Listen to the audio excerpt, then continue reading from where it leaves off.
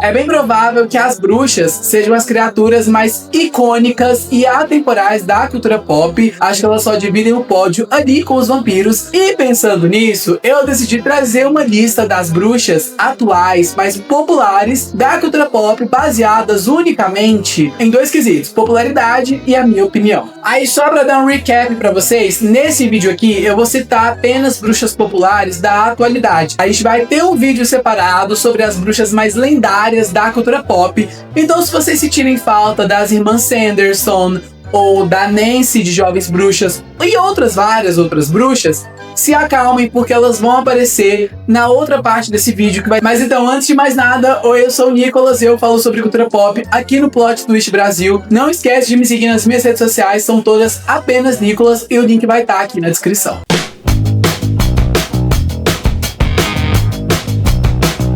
E eu vou começar por um pódio que eu simplesmente não consigo dividir. Eu não consigo falar delas sem falar das duas juntas. E sim, eu estou falando de Glinda e Elphaba, a bruxa boa e a bruxa má do oeste de Mágico de Oz, que tiveram a sua releitura nos filmes Wicked, o primeiro que saiu no ano passado e o próximo que termina essa duologia agora em novembro. Mas elas não fazem parte do canônico de Mágico de Oz. Mas ainda assim, não teria como a gente não citá-las aqui, porque elas se tornaram extremamente populares, inclusive roubando a cor verde e rosa dos Padrinhos Mágicos. Eu não quero dar spoilers do segundo ato, que seria a segunda parte do filme, porque estreia no mês que vem, então eu decidi soltar aqui momentos icônicos da Elphaba e da Glinda logo ali no primeiro filme. E eu acho que os momentos mais icônicos da Elphaba talvez aconteçam quando ela vai conhecer o Mágico de Oz e descobre por tudo que ele é um farsante sem poder algum.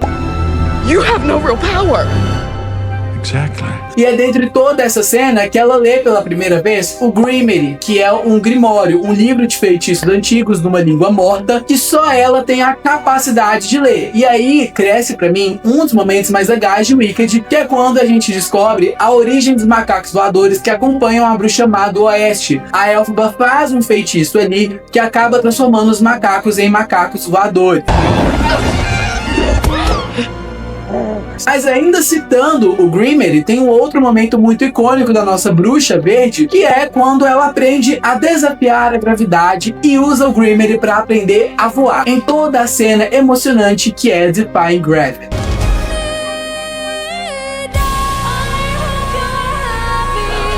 Já a Glinda, é um pouco difícil citar um momento icônico dela, principalmente porque a gente tá falando de magia, porque a gente sabe que a personagem não tem poder de verdade. You don't have real power, Glinda, entendeu? Como a própria Elphaba já falou pra ela. You have no real power. Mas eu acho que a gente também pode considerar a popularidade o superpoder dela. Eu sinto que é um dos momentos mais populares dela que a gente vê uma das demonstrações de humanidade mais legais da Glinda, que é entre o momento da Ozdust e o momento de Popular, que é quando ela e a Elphaba se tornam amigas. E eu sinto que toda a emoção dentro dessa cena e tudo que a Glinda tem dentro dela, que é um dos poucos momentos que a gente vê isso transparecido no primeiro ato, é um superpoder. E ela tem vários momentos icônicos no segundo ato, mas como eu falei, eu não quero falar aqui pra não dar spoiler. Então pode ser que depois que estrear o filme, a gente faça momentos icônicos de Elphaba e Glinda dentro dos filmes de Wicked. Então, continuando a nossa lista, a gente tem uma bruxinha que simplesmente ganhou o coração de muita gente. E embora, dentre 4 temporadas, a última tenha acabado com tudo, Sabrina Spellman, de O Mundo Sombrio de Sabrina, era absurdamente icônica. A personagem, além de ser super carismática e divertida,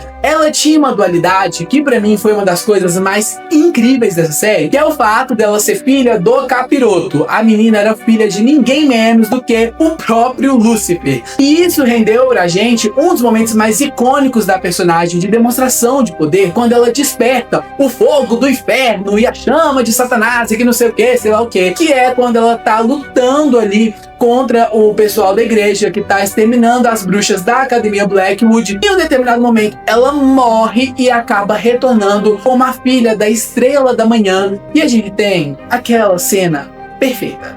A coroa de espinhos na cabeça, os olhos brancos, ela colocando fogo no pessoal. Aquilo ali pra mim foi absolutamente Spellman. Agora pra mim, uma grande bruxa, que eu nunca poderia fazer esse vídeo sem citar ela. Inclusive, eu até cogitei colocar a personagem no Bruxas Lendárias da cultura pop, mas como ela também acaba sendo uma bruxa muito recente, eu preferi inserir ela aqui. E eu estou falando do papel que garantiu pra Jessica Lange o Emmy de melhor atriz. Sim, estou falando de Fiona Good, da terceira temporada de American Horror Story, a nossa grande suprema. Eu poderia citar 300 milhões de momentos icônicos da nossa amargurada, da nossa ressentida, egocêntrica, tudo de ruim a Fiona poderia ser, mas ela ainda assim era a nossa suprema e ela cuidava do coven dela. Um desses momentos de cuidados mais incríveis pra mim é quando ela vai discutir ali com os caçadores de bruxa, junto com a Marie Laveau, e dentro de toda a confusão, porque eu não lembro exatamente como as coisas acontecem, ela simplesmente mata todos os homens que estão na sala. Ela também traz a Queen de volta à vida. Aí ela faz tantas coisas que eu simplesmente amo essa personagem. Eu amo odiar ela. Só que eu não conseguiria citar a Fiona Good sem fazer uma menção honrosa à nossa rainha do voodoo, Marie Laveau. Ó, até rimou. A mulher era icônica. Ela era o meu núcleo favorito da temporada, e pra mim um dos momentos mais legais dela é quando ela simplesmente manda um exército de mortos pra atacar as bruxas da Academia Hobshocks, que é onde a Fiona dá aula. Gente, aquilo ali pra mim foi absurdo.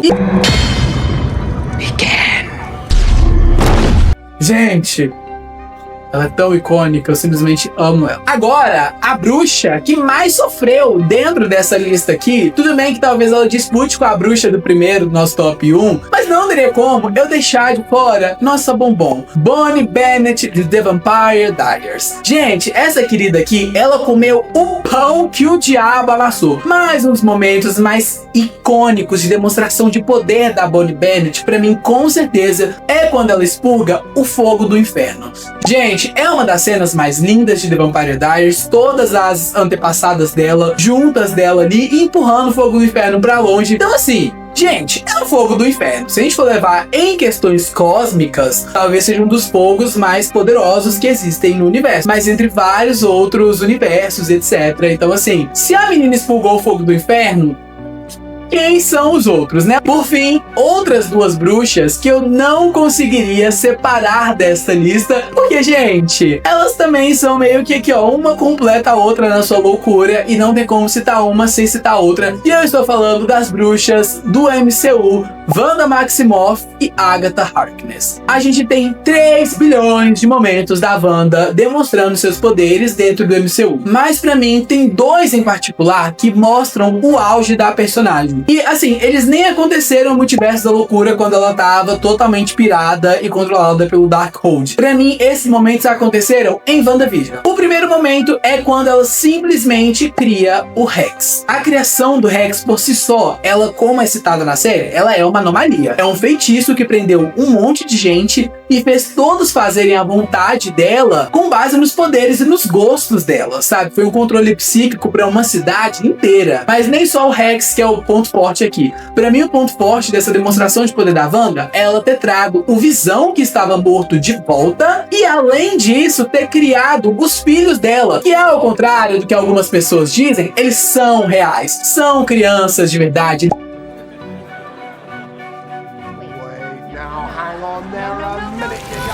Eles têm alma, eles têm tanta alma que a morte não consegue levar eles. Ela interferiu na ordem natural de todas as coisas, como disse a nossa própria Rio Vidal em Agatha o tempo todo. Eles só poderiam morrer se eles quisessem, se eles aceitassem ir com ela. I am the natural order of all things, baby. And you love me. E aí, pra mim, o segundo momento que eu falei que era em WandaVision, mas não é em Guerra Infinita. Gente, a mulher segurou o Titã Louco, o Thanos, que é um dos maiores vilões da Marvel. Deu trabalho pra todos os Vingadores nos 2 filmes em que ele apareceu. Mas além de segurar ele com uma única mão, ela estava destruindo o próprio amado dela, a pessoa que ela mais amava nessa vida, uma joia do infinito, que é nada mais nada menos um cristal de poder cósmico imensurável também. Então ela foi capaz de destruir uma joia cósmica e ainda segurar um dos maiores vilões da Marvel, tudo com uma mão.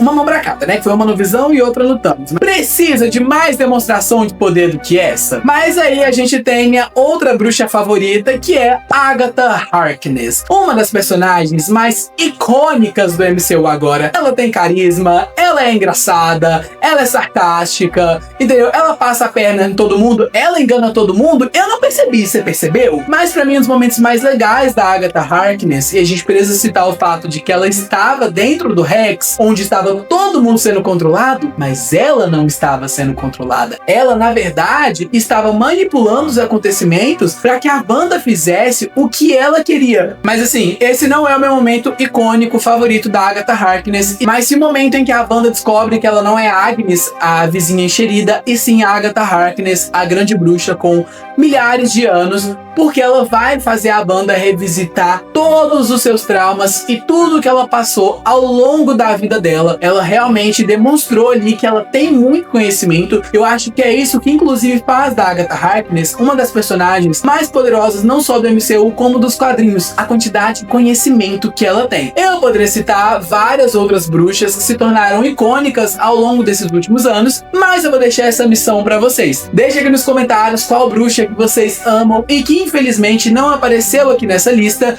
e qual bruxa que vocês acham que precisa estar na nossa lista das bruxas mais lendárias da cultura pop. Não esquece de me seguir para não perder nenhuma novidade, curiosidade, fofoca e opinião sobre cultura pop. E claro, se inscreve no canal aqui também para me ajudar a crescer e eu ser o seu próximo comentarista, jornalista e opinador de cultura pop favorito. A gente se vê na próxima semana.